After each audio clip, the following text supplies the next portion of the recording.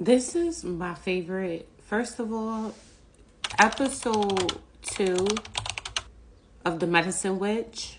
We're going to get back into talking about the process of death, but I had to record another episode because I just watched Hollywood Demons and baby, what's tea? Pull up your matchas, pull up your pink drinks, pull up your lettuce, and let's talk about it because this is very interesting. And we're going to talk in a sense of like spirituality, numerology, reality, and just what's going on here. So, the first episode is about Stephen Collins, right? I didn't even know what this guy's name was. I just know he was the dad from Seventh Heaven. So his name is Stephen Collins. So if you need to take a moment to Google who he is, honey, please Google. But his picture I'm going to put right here so you can see him. But anyway, so the first episode is about the dad from Seventh Heaven, right? Mind you, keep this in mind. The show is called Seventh Heaven. And it talks about like his early career and like the things that he was doing, like that was inappropriate early in his career, and how he was like doing inappropriate things with little girls. I guess they were like 10, 11 years old. And one of his victims, she's on this show and she talks about like her incidents with him and how he just was really exposing himself. He wasn't really doing anything like physical, but he was being inappropriate, exposing himself, like inviting her over and all this other stuff. It just so happened that she spent the summer with her aunt, and this was in the 80s. This was in the 80s? I think this was in the 80s. So just think about how these young women were looking, how these little girls were looking in the 80s. They had like the Farrah Fawcett haircut, like the boyish look. You know what I'm saying? In the 70s and the 80s. They had like, y'all know what I'm saying? Y'all know what I'm talking about? They had like the Shaq, like the rock and roll hair. I mean, Farrah Fawcett is as close as I can come. But like, my thing is like it's just interesting how a grown man of his caliber was attracted to little girls like that.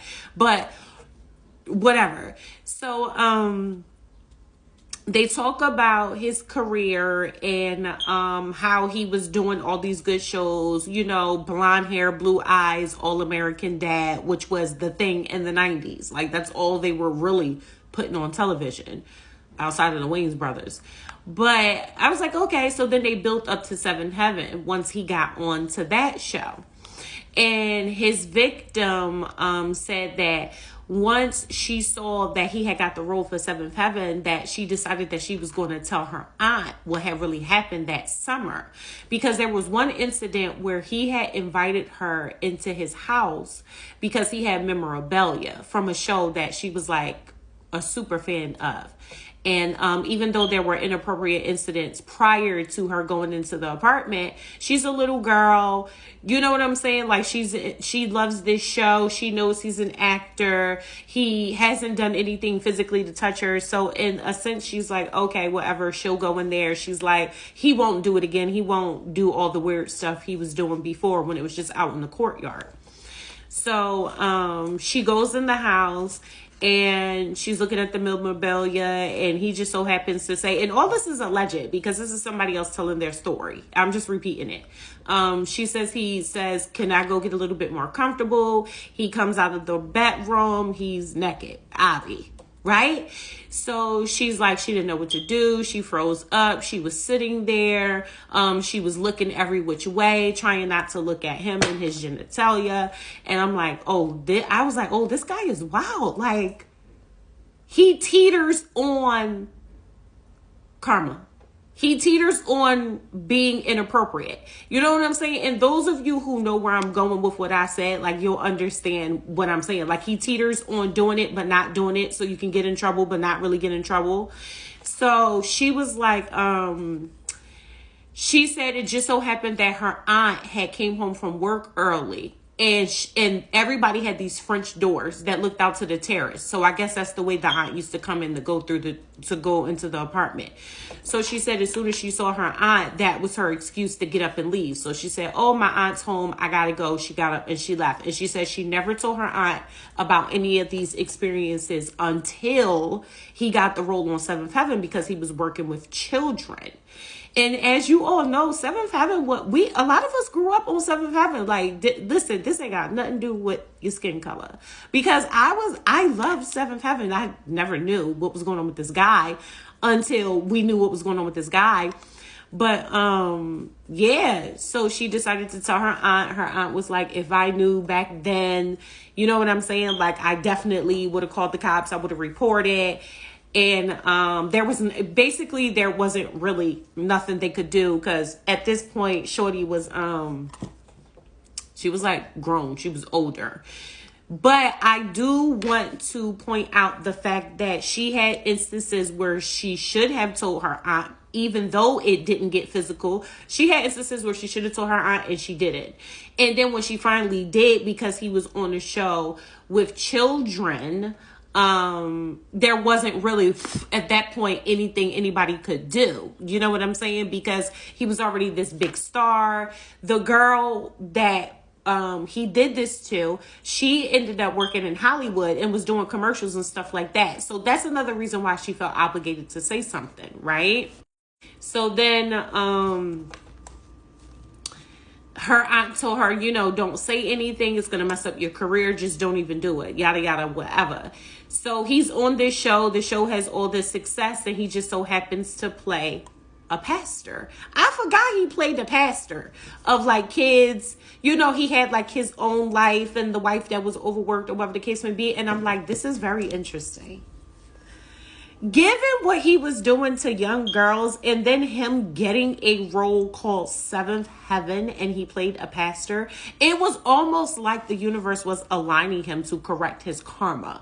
Or it was almost like he was balancing his scales. If you really, think about it. I'm not gating the fact that he was doing very inappropriate things. I'm not, you know what I'm saying? I don't support that shit at all. But at the end of the day, think about the irony in that. So, I don't know if he did anything during the time that he was on Seventh Heaven. I don't think so. I think it was early in his career. But it just so happened that his wife got a hold of something, and they did a therapy session, and somebody secretly recorded the therapy session, and they end up releasing that recording when he was talking about the young girls that he was inappropriate with, that he was doing things to. And you would think the world would react to that in a way of that child is everybody's child. You know what I'm saying? But no, you know what I'm saying? They released it after Seventh Heaven had ended, and it was 7 years after Seventh Heaven had ended. Isn't that interesting?